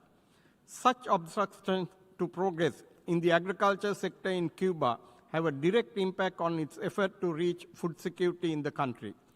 Unfortunately, the most vulnerable segment in these situations is women and children.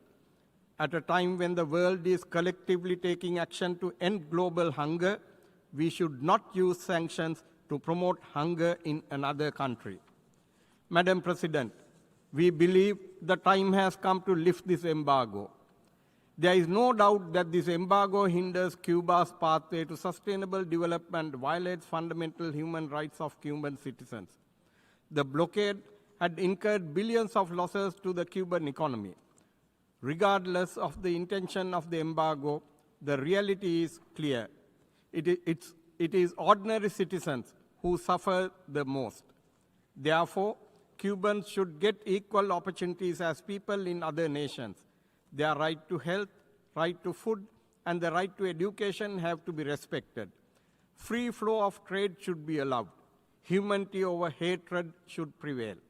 Sri Lanka has continuously supported the adoption of this resolution over the years. We reiterated that obligations set forth in the UN Charter should be addressed with urgency. I thank you. I thank the Speaker of Sri Lanka. I now give the floor to the Speaker of Australia, followed by the United States and Nicaragua. Thank you, President. I speak on behalf of Australia and New Zealand. We voted in support of this annual resolution concerning the embargo against Cuba because the embargo restricts open trade and investment. This vote does not reflect an endorsement of the policies of Cuba, including widespread reports of failures to comply with international human rights standards, expropriation of property, misinformation and disinformation, and Cuban nationals fighting as part of Russia's illegal and immoral invasion of Ukraine. Australia and New Zealand remain concerned by the human rights situation in Cuba, which has continued to deteriorate following the Cuban government's heavy-handed response to peaceful protests in 2021 and ongoing restrictions on the freedom of expression and association affecting everyday Cubans. We take this opportunity to urge the Cuban government to respect the rights of all its population and call for the release of all political prisoners and those who are arbitrarily detained. Thank you, President. I thank the Speaker of Australia. I now give the floor to the Speaker of the United States, followed by Nicaragua and Israel. Madam President, colleagues, let me begin by offering my thoughts and prayers to the people of Jamaica, Haiti, the Dominican Republic, the Bahamas, and Cuba, who are enduring the brutal effects of Hurricane Melissa. The United States shares strong people-to-people bonds with these countries and hopes for minimal damage and loss of life. Unfortunately, the political show by the Cuban regime in New York continues unabated.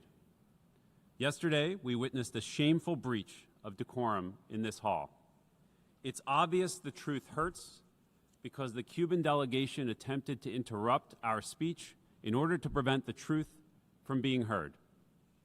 The misuse of a point of order was crude and disrespectful to this institution. The United States will not shrink from speaking truth about the abuses of the Cuban regime. Its failings are the cause of its economic dysfunction, and it continues to collaborate with enemies and adversaries of the United States against our interests, including actively supporting Russia's war in Ukraine. The United States government is satisfied to see so many countries send the regime a message that the international community will no longer tolerate its lies. Its continual plea for international aid, while it refuses to make any political, economic, or social reforms. Its support for rogue states and international terrorists, and most of all, its repression of the Cuban people.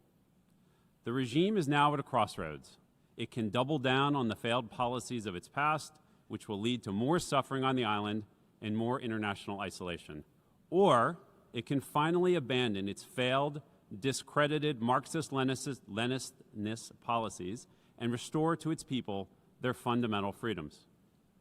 There are consequences for the people in rural Cuba who are only getting 3 to 4 hours of electricity a day, while the regime continues to invest in tourist hotels and hide billions of US dollars in overseas bank accounts. It has consequences for the people of Venezuela, 8 million of whom have fled their homes due to the failed and repressive policies of Comrade Maduro, supported politically and militarily by the Cuban regime, whom itself has forced 1.8 million Cubans to leave their homes since 2021. Combined with the more than 1.5 million from the other authoritarian dictatorship in the hemisphere, Nicaragua, these draconian policies have put immense pressure on all the nations of the hemisphere. The status quo changes nothing. A vote in support of this regime gives it the excuse it seeks to wash its hands of any culpability for its financial crisis and continue to play the blame game instead of implementing meaningful reforms. The first step on Cuba's path to restore fundamental freedoms to its people, which it must take without caveats or preconditions, is to release all unjustly detained political prisoners that remain in prisons around the island. In the meantime, the United States will continue to promote accountability for the communist regime and their reprehensible behavior on and off the island. Thank you. I thank the Speaker of the United States. I now give the floor to the Speaker of Nicaragua, followed by Israel and Ukraine. Señora Presidenta, en estos momentos que la Asamblea nuevamente expresa su apoyo a Cuba y por 33 veces consecutivas pide el fin inmediato del bloqueo de Estados Unidos contra Cuba, el mundo ha sido testigo de esa determinante solidaridad con Cuba y de lo erróneo e ilegal del criminal bloqueo de Estados Unidos contra Cuba. Como todos hemos escuchado, esas expresiones agradecidas y de solidaridad hacia Cuba durante estos 2 días, especialmente lo expresado por distintos representantes de los grupos más importantes que participamos y pertenecemos en Naciones Unidas, como lo expresado por Irak en nombre del G77 más China, por Uganda, por el Movimiento Países No Alineados, por Turquía, en nombre de la Organización de Cooperación Islámica, por Barbados, por el CARICOM, Guinea-Bissau por el Grupo Africano, Singapur por el ASEAN y Eritrea por el Grupo de Amigos en Defensa de la Carta de Naciones Unidas. La denuncia de este bloqueo contra Cuba es universal. Solamente el país que lo aplica, Estados Unidos, fue el único que trató de justificar su propia política anacrónica. Ha sido evidente, como ha sido expresado durante todo este debate, el universal apoyo que Cuba recibe de todo el mundo. También que este criminal bloqueo es en sí mismo la más grave, sistemática y flagrante violación de los derechos humanos en contra del pueblo de Cuba. Asimismo, quedó de manifiesto el total rechazo de los países a la inclusión de Cuba en la ilegal y unilateral lista de estados copatrocinadores del terrorismo. Nicaragua, al votar a favor de la resolución recién aprobada, reafirma su inquebrantable solidaridad con la heroica revolución cubana, con su gobierno y su pueblo, ejemplo de dignidad, resistencia y solidaridad internacional. Reiteramos que el único camino legítimo es el diálogo respetuoso sobre las bases de igualdad soberana, sin condiciones ni amenazas. Señora Presidenta, finalmente deseamos expresar nuestra plena solidaridad con los pueblos de nuestro Gran Caribe Jamaica, Cuba, Haití y otros estados caribeños que ahora mismo enfrentan los desastrosos embates causados por el fenómeno meteorológico, el huracán Melissa.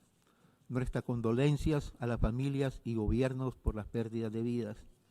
Estas tragedias constantes, cada vez más frecuentes y extremas, son las consecuencias del calentamiento global y la crisis climática, acelerada por el incumplimiento de los compromisos legalmente vinculantes de los países desarrollados en la Convención Marco de las Naciones Unidas, como son también el Protocolo de Kioto y el Acuerdo de París. El incumplimiento de estos países desarrollados hace que estos fenómenos sean cada vez más desastrosos en nuestro Gran Caribe. Muchas gracias. I thank the Speaker of Nicaragua and now give the floor to the Speaker of Israel, followed by Ukraine and Peru. Madam President, yesterday this hall witnessed an unacceptable display of disrespect when the Cuban delegation attempted to silence the United States during its statement. The blatant abuse of a point of order was a clear affront to the dignity and procedures of this institution.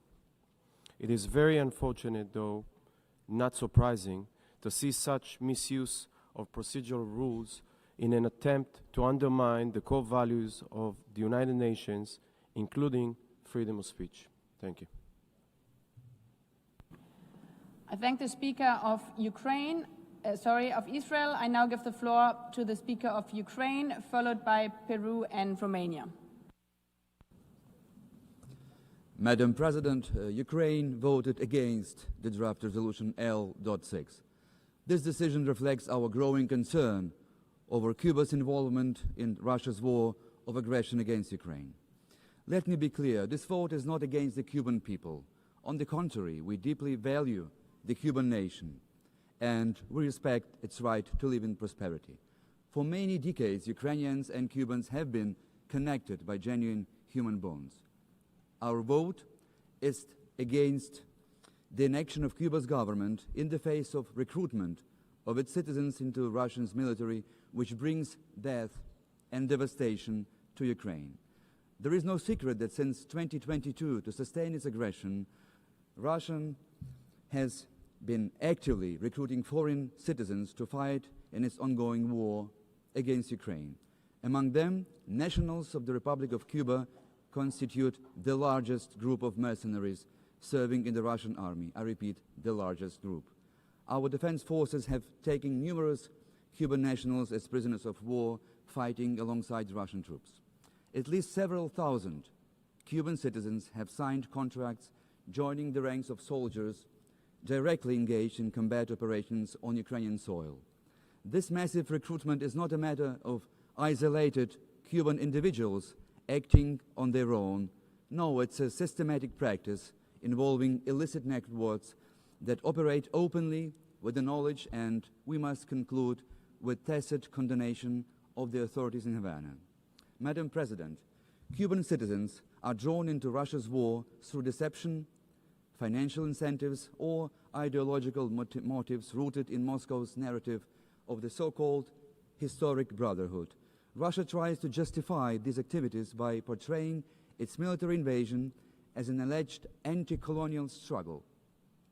In fact, the recruitment of mercenaries to wage an aggressive war is yet another manifestation of Russia's neo-colonial and imperial policy, exploiting both foreign citizens and its own indigenous minority peoples as cannon fodder. There is no justification for such legal actions. The General Assembly has qualified them as an aggression in violation of the UN Charter that must cease immediately.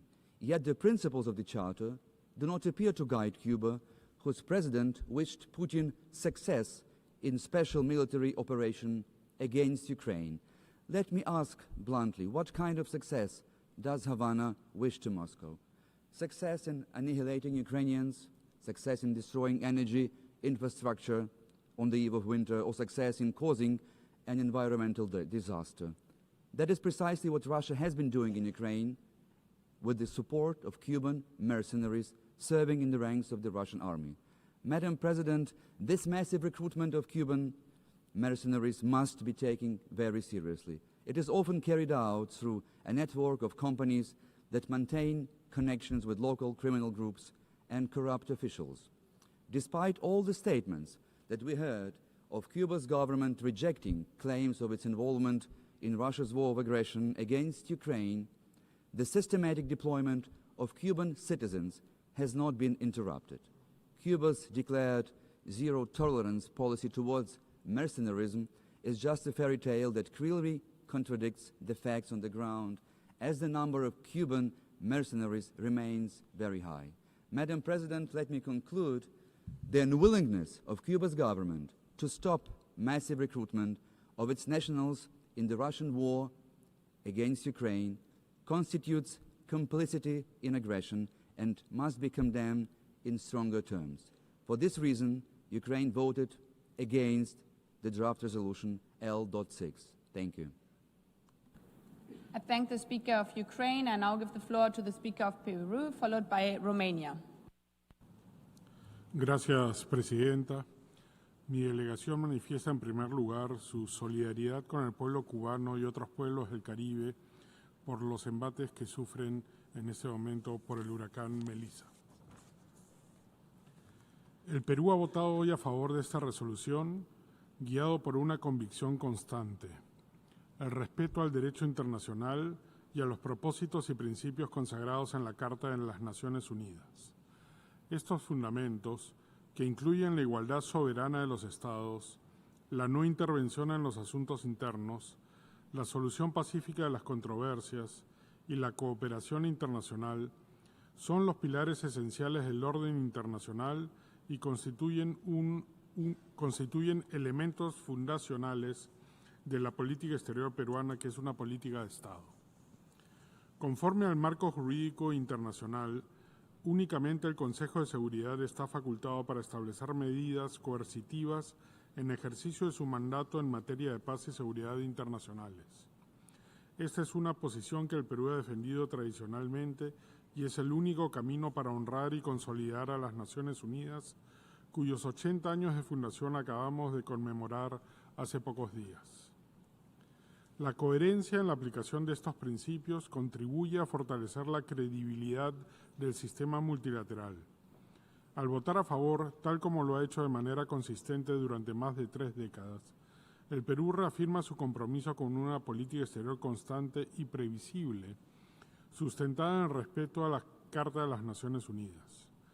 Preservar los propósitos y principios de la Carta resulta esencial para garantizar una convivencia regional y global regida por normas claras, estables y universalmente aceptadas.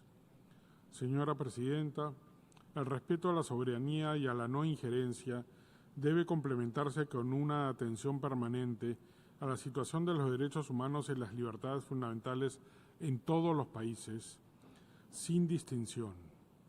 En efecto, la promoción y defensa de los derechos humanos constituyen una obligación erga omnes. Todos los Estados parte de la ONU tenemos el deber de promover y defender los derechos humanos y las libertades fundamentales y de cooperar con el sistema universal para asegurar su plena vigencia. El Perú considera que en ningún caso el bloqueo económico, comercial y financiero puede servir de pretexto para justificar restricciones o violaciones de las libertades fundamentales. En tal sentido, instamos al Gobierno de Cuba a atender con seriedad y buena fe las recomendaciones formuladas por los órganos y mecanismos de las Naciones Unidas y a adoptar las medidas necesarias para garantizar el pleno respeto y protección de la dignidad humana de todas las personas en su territorio. La verdadera solidaridad con el pueblo cubano demanda, de parte de la comunidad internacional, brindar protección a quienes así lo requieran, y el respeto al derecho internacional y las disposiciones de la Carta de la ONU incluyen de manera preferente la promoción y el respeto de las libertades fundamentales, uno de los 3 pilares de nuestra organización. Muchas gracias. I thank the Speaker of Peru. I now give the floor to Romania, so far the last speaker. Madam President, first I would like to express our solidarity with the people of Jamaica, Cuba, and other Caribbean nations who are in the path of Hurricane Melissa.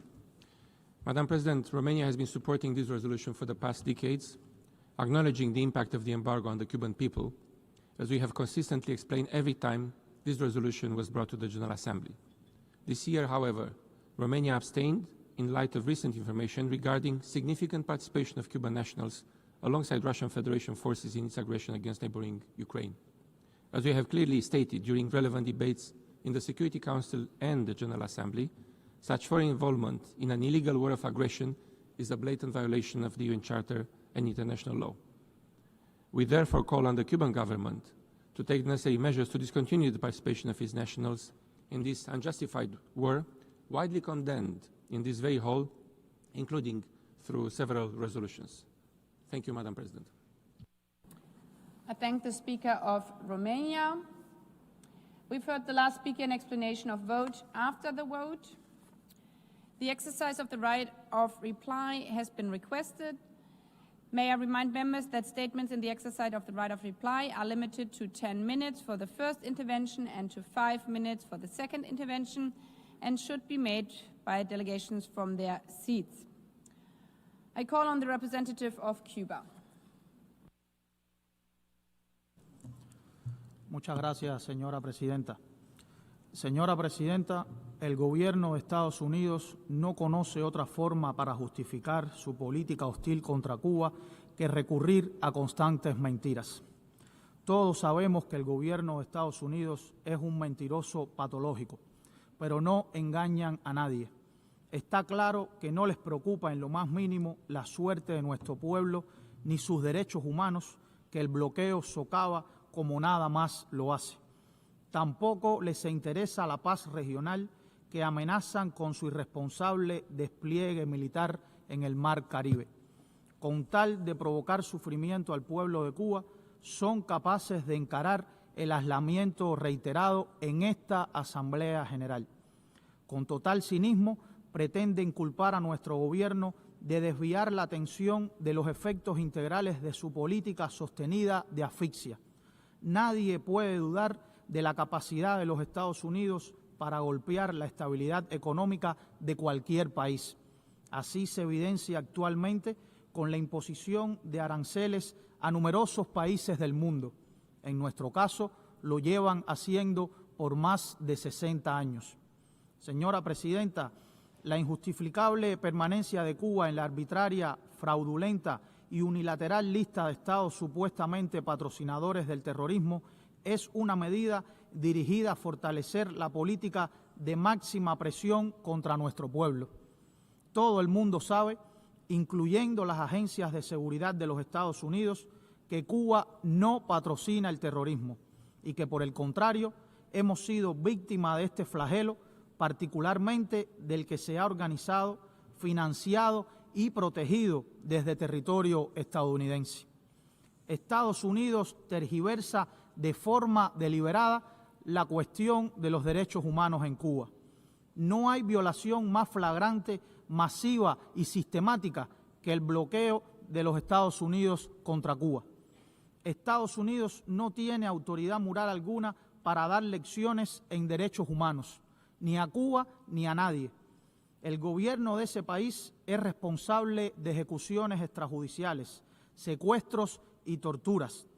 Caza y encierra a los inmigrantes, militariza grandes ciudades, censura a medios y periodistas. Ese es el país con un serio problema de inseguridad ciudadana, violencia y brutalidad policial. Durante la actual administración estadounidense se han exacerbado las encarcelaciones a gran escala, la discriminación racial sistemática, la brecha de riqueza, la xenofobia, entre otros fenómenos. Estas son prácticas alarmantes que desmontan cualquier intento del gobierno estadounidense de presentarse como un paladín en derechos humanos. Estados Unidos demuestra un profundo desconocimiento sobre cómo funciona el restringido comercio entre Cuba y Estados Unidos, en el caso que se pudiera denominar de esa manera. Si realmente le interesara a Estados Unidos comerciar con Cuba, escucharía a la mayoría de los ciudadanos de su país que apoyan el levantamiento incondicional del bloqueo y a los cubanos residentes que demandan ayudar a sus familias en Cuba. Es lo que dicta la razón y la justicia. Señora Presidenta, el gobierno de Estados Unidos miente descaradamente al acusar a Cuba de estar implicada en la trata de personas. Sabemos que esa narrativa no es más que un pretexto para continuar arreciando el bloqueo contra el pueblo cubano. Al hostigar la cooperación médica cubana con prácticas mafiosas y chantajes directos sobre las autoridades de países que las reciben, Estados Unidos pone en riesgo el acceso de cientos de miles de personas a servicios de salud de calidad. Señora Presidenta, deseo dejar meridianamente claro que Cuba no forma parte del conflicto armado en Ucrania ni en ningún otro país. El gobierno cubano conoce que nacionales cubanos en cifras imprecisas han participado por su cuenta en las operaciones militares de ambas partes en ese conflicto. Ninguno de esos nacionales cuenta con el consentimiento, el estímulo o el compromiso alguno del gobierno cubano para la participación en ese conflicto. Señora Presidenta, el gobierno de Estados Unidos no tiene ni escrúpulos ni ética alguna, ni compromiso con la verdad, a fin de lograr sus intereses geoestratégicos. No existe en su discurso algún argumento válido o que goce del reconocimiento de los miembros de la comunidad internacional. Prefieren mantenerse aislados, como se ha demostrado nuevamente en esta Asamblea, sometidos al descrédito que ha generado el sostenimiento del bloqueo por más de 60 años antes de reconocer su fracaso en el cumplimiento de su objetivo de destruir a la revolución cubana. Frente a los intentos por calumniar y destruir la obra humanista de la revolución cubana, el pueblo y gobierno cubanos se mantendrán firmes en su invariable decisión de continuar construyendo una sociedad cada vez más justa y solidaria. Muchas gracias. I thank the Speaker of Cuba. As there's no further request of reply, may I take it that it's the wish of the Assembly to conclude its consideration of Agenda Item 38? It is so decided. The meeting is adjourned. I wish you all a good day.